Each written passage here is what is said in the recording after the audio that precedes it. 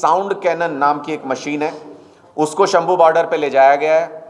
उस मशीन से 160 डीबी से भी ज़्यादा साउंड निकलती है, जो किसी भी ह्यूमन ईयर के लिए, कान के लिए, मनुष्य के कान के लिए बेहद खतरनाक है और टेम्परेरी बहरेपन से परमानेंट बहरेपन तक का नुकसान किसी भी आदमी के कानों को पहुंचा सकती है। ऐसे देखिए, मैंने कल भी ये कहा था कि प्रधानमंत्री जी जब भी हरियाणा आते हैं तो जुमले फेंकने के लिए आते हैं। चुनाव से पहले ही उनको हरियाणा की याद आती है। जिस एम्स का नींव का पत्थर रखने के लिए प्रधानमंत्री जी यहाँ पर आए थे, उस बहाने से आए थे मैं कहूँगा, उसकी हकीकत भी सुन लीजिए। साल 2015 में एम्स बनाने की घोषणा की गई, लेकिन भूल गए। उसके बाद 2019 के चुनाव से पहले, लोकसभा चुनाव से पहले बजट के अंदर एक लाइन लिख दी कि हाँ बना रहे हैं वहाँ पे एम्स, फिर भूल गए। उसके बाद 2024 के चुनाव से पहले नींव का पत्थर रखने आए हैं। अगर इसी टाइमलाइन को फॉलो कर लें, अगर इसी समय का इनका जो डिवीजन है उसको फॉलो कर लें, तो मुझे लगता है 2040 तक जाके ये तैयार होगा एम्स हॉस्पिटल और 2050 तक इसमें मशीनें, डॉक्टर लगा के कामकाज शुरू होगा। तो 2050 तक ये जनरेशन जो आज इसके लिए संघर्ष कर रही है एम्स के लिए, उसको उस वक्त तक वो इंतज़ार करे 2050 तक मेडिकल सुविधाओं के लिए। ऐसी योजनाएं बीजेपी सरकार की हैं, तब तक इनका पता नहीं कोई नाम लेवा भी होगा कि नहीं होगा। ऐसी योजनाएं बीजेपी सरकार की हैं। जब जब मोदी जी हरियाणा में आए, सिर्फ चुनावी जुमले फेंकने के लिए आए, चुनाव के बाद कभी हरियाणा को नहीं संभालते हैं। और जिन किसानों के दम पर भारतीय जनता पार्टी की सरकार बनी, किसानों ने एक उम्मीद के साथ, क्योंकि जब ये गुजरात के मुख्यमंत्री थे नरेंद्र मोदी जी, तो इन्होंने ही सबसे पहले, प्रधानमंत्री उस वक्त मनमोहन सिंह जी होते थे, इन्होंने ही कहा था ये C2+50% देना चाहिए, MSP गारंटी कानून बनना चाहिए।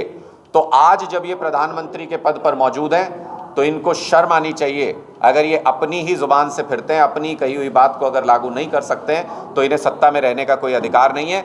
हरियाणा का किसान पूरी तरह से देश के किसान की मांगों के साथ खड़ा है और हमें पूरी उम्मीद है कि इनको आने वाले समय में भारतीय जनता पार्टी को और प्रधानमंत्री जी को मुंहतोड़ जवाब भी दिया जाएगा। प्रधानमंत्री द्वारा इंडिया गठबंधन के प्रति पूरी तरह से कमिटेड है, लेकिन हमें यह भी समझना होगा कि ये सारे गठबंधन या कोई भी रणनीति चुनाव जीतने के लिए बनाई जाती है। आम आदमी पार्टी लोकसभा में चुनाव जीत करके ज़्यादा से ज़्यादा प्रतिनिधित्व आम आदमी पार्टी का पहुंचे लोकसभा में, इसके लिए भी कटिबद्ध है पूरी तरह से। और हम पूरी तरह से ये विश्वास रखते हैं कि इंडिया गठबंधन में बहुत जल्द सीट शेयरिंग का समझौता होगा। जितना जितना हमारा क्लेम जहां पर बनता है, हम उन जगहों पर, जितना डिले होता जा रहा है, हमने उन जगहों पर कुछ उम्मीदवार जरूर घोषित किए हैं। वो इसलिए किए हैं क्योंकि हमें उन जगहों पर तैयारी भी करनी है और जीतना भी। हम जीतने के लिए चुनाव लड़ती है आम आदमी पार्टी, और साथ ही ये समय भी दिया है कांग्रेस पार्टी को कि वो जल्दी से जल्दी गठबंधन के ऊपर विचार विमर्श करें, चर्चा करें और किसी न किसी मुकाम पर पहुंचे। हरियाणा में हमने बार बार कहा है कि कांग्रेस पार्टी के किसी नेता को या किसी भी व्यक्ति को अगर ये वहम है कि अकेले दम पे कांग्रेस पार्टी हरियाणा में चुनाव जीत सकती है लोकसभा का, तो उनको 2014 और 2019 के चुनावी नतीजे देखने चाहिए, जिनमें पिता पुत्र की हार समेत कांग्रेस पार्टी का सुपड़ा साफ हो गया था। अकेले दम पर कांग्रेस पार्टी हरियाणा के अंदर चुनाव नहीं जीत पाएगी। आम आदमी पार्टी आज के दिन में हरियाणा में सबसे विशाल संगठन बनाने वाली पार्टी है। गांव गांव में आम आदमी पार्टी का कार्यकर्ता एक मजबूत ताकत है। हम लोग आम आदमी पार्टी, कांग्रेस मिलकर के अगर इंडिया गठबंधन के तहत चुनाव लड़ते हैं, तो इसमें कोई संदेह नहीं कि भारतीय जनता पार्टी को लोकसभा चुनाव में हरियाणा में हराया जा सकता है। कांग्रेस की जनता पार्टी ने 75 पार का नारा दिया था और मुझे लगता है कि रह गए वो 40 पे। तो अगर ये 50% वाला फॉर्मूला लगा दिया जाए, तो 400 कहने वाले अगर 200 पार कर जाएंगे तो बहुत बड़ी बात होगी, मुझे नहीं लगता है। तो इसलिए इनके ही अपने दिए गए फॉर्मूले को, इनका जो उसमें एफिशिएंसी रेट रहा हरियाणा के अंदर, वो 50% के आसपास का रहा। तो हम उसी को लागू करके अगर देखें तो ये 400 पार का शगुफा है, ये नारा नहीं है। ये 200 भी पार करेंगे, इस बात में मुझे शक है। देश के अन्नदाता के ऊपर अत्याचार करके, उनके ऊपर पैलेट गन चला के, एक्सपायर्ड आंसू गैस के गोले चला के, उनके ऊपर रबड़ की बुलेट चला के अगर इनको लगता है ये चुनाव जीत सकते हैं, तो इनकी बहुत बड़ी गलतफहमी है। प्रधानमंत्री ने जमुना पार का नारा दिया था, आज उन्हीं की गोदी में आज सरकार गठबंधन के साथ चला। इस बार दोनों इकट्ठे जाएंगे जमुना पार। वो इस बार के लिए नारा दिया था, पिछली बार ही दे दिया था जेजेपी ने। उन्होंने कहा था कि ये बीजेपी जमुना पार का नारा दिया था उन्होंने, लेकिन मुझे लगता है कि इस बार दुष्यंत जी साथ लेके जाएंगे खट्टर साहब को, दोनों जमुना पार जाके बैठेंगे इस बार। प्रधानमंत्री ने ये कह रहा है कि मेरी इच्छा है कि एम्स है किस लिए लगाया है कि प्राइमरी शिक्षक कितने हैं उनकी जानकारी कोर्ट ने मांगी थी, कितनी वैकेंसीज हैं प्राइमरी शिक्षकों की। समय सीमा के बाद भी, दिए जाने के बाद भी शिक्षा विभाग ये नहीं बता पाया कि हरियाणा के सरकारी स्कूलों में कितनी वैकेंसी हैं, वो डाटा उपलब्ध नहीं कराया, तो कोर्ट ने आज 5,000 रुपये का जुर्माना शिक्षा विभाग के ऊपर लगाया है। इससे पहले भी स्कूलों में सरकार अपने निकम्मेपन की वजह से, स्कूलों में टॉयलेट नहीं होने की वजह से, बिजली कनेक्शन नहीं होने की वजह से कोर्ट ने फटकार भी लगाई थी और 5 लाख रुपए का फाइन भी लगाया था। तो शिक्षा मंत्री छाछ तो बोले, छालनी भी क्या बोले, जिसमें 70 छेद। तो शिक्षा मंत्री जी को किसी दूसरे मुद्दे पे बोलने से पहले हरियाणा की शिक्षा का सुधार कर देना चाहिए। और जो अन्नदाता को उपद्रवी समझता हो, मुझे उनकी सोच के ऊपर तरस आता है। ये वही अन्नदाता है जिनका पैदा किया हुआ अनाज ये शिक्षा मंत्री भी खाते हैं, ये मुख्यमंत्री भी खाते हैं, और उसी के दम पे गुर्रा भी रहे हैं। जिस दिन ये अनाज पैदा करना बंद कर देंगे, उस दिन आपकी जुबान भी नहीं निकलेगी और उस दिन आप बोल भी नहीं पाओगे। लेकिन फर्स्ट बैरिकेड के ऊपर ही इस तरीके की ताकत का इस्तेमाल करना साफ दिखाता है कि ये सरकार दुर्भावना से भरी हुई है किसानों के प्रति।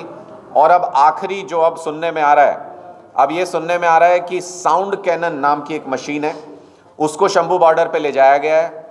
उस मशीन से 160 डीबी से भी ज़्यादा साउंड निकलती है, जो किसी भी ह्यूमन ईयर के लिए, कान के लिए, मनुष्य के कान के लिए बेहद खतरनाक है।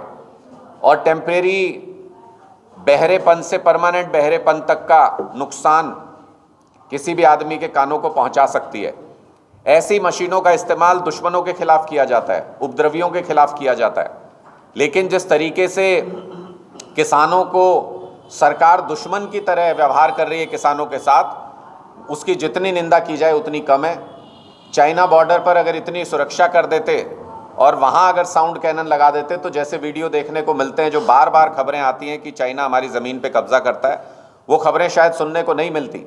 लेकिन वो सारे हथियार जो दुश्मनों के खिलाफ इस्तेमाल किए जाते हैं, वो सारे हथियार भारतीय जनता पार्टी की सरकार किसानों के खिलाफ इस्तेमाल करती है। इसका हम पूरे तरीके से निंदा करते हैं इसकी, और जो जायज़ मांग है किसानों की, हम उसके साथ खड़े हैं। चाहे वो झज्जर डिस्ट्रिक्ट के किसान अपनी ज़मीन के उचित मुआवजे के लिए संघर्ष कर रहे हों, उनकी मांग भी बिल्कुल जायज़ है, या फिर पूरे देश का किसान एमएसपी गारंटी कानून के लिए संघर्ष कर रहा हो, वो मांग भी पूरी तरह से जायज़ है। स्वामीनाथन जी को इस सरकार ने भारत रत्न का पुरस्कार दिया है। स्वामीनाथन जी की रिपोर्ट कहती है कि C2+50% किसान को मिलना चाहिए, उसकी लागत के ऊपर 50% जोड़ के किसान को मिलना चाहिए। अगर उस रिपोर्ट के हिसाब से देखें तो गेहूं जो किसान बोता है, उस गेहूं का रेट उसको 3150 रुपये उसको मिलना चाहिए। आज के दिन में 2100 या 2125, 2150 रुपये तक मिलता है, यानी 1000 रुपये प्रति क्विंटल कम रेट पर किसान से उसका गेहूं खरीदा जा रहा है। राजस्थान में जब बीजेपी गई चुनाव लड़ने के लिए, तो उन्होंने कहा 2700 रुपये में गेहूं खरीदेंगे राजस्थान के किसान का। हरियाणा में 9 साल से सरकार है, यहाँ के किसान का 2100 रुपये में गेहूं खरीद रहे हैं। यहाँ का किसान नहीं है। तो इसलिए पूरे देश के किसानों की इस वक्त एक मांग है कि एमएसपी गारंटी कानून दिया जाना चाहिए और C2+50% के फॉर्मूले से एमएसपी निर्धारित होनी चाहिए।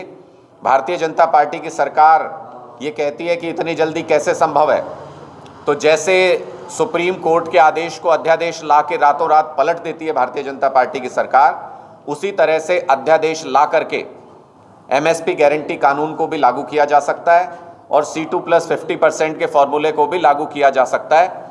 हमारी सरकार से मांग है, लोकसभा चुनाव में जाने से पहले भारतीय जनता पार्टी की सरकार एमएसपी गारंटी कानून की किसानों की मांग पूरी करे, C2+50% का फॉर्मूला पूरी तरह से लागू किया जाए, और झज्जर में भी जो स्थानीय किसान अपने धरने को लेकर के, अपनी मांग को लेकर के बैठे हुए हैं कि हाई टेंशन केबल खेत में से बिना कोई नोटिस दिए हुए, बिना कोई पूर्व सूचना दिए हुए, असेंशियल सर्विस बता के कहीं पे भी किसी भी किसान के खेत में आप हाई टेंशन केबल के खंभे लगा देंगे बड़े बड़े, और उसको ये कहेंगे कि आपको ये मुआवजा दिया जाएगा, लेना है तो लो, नहीं तो कुछ नहीं कर सकता है किसान।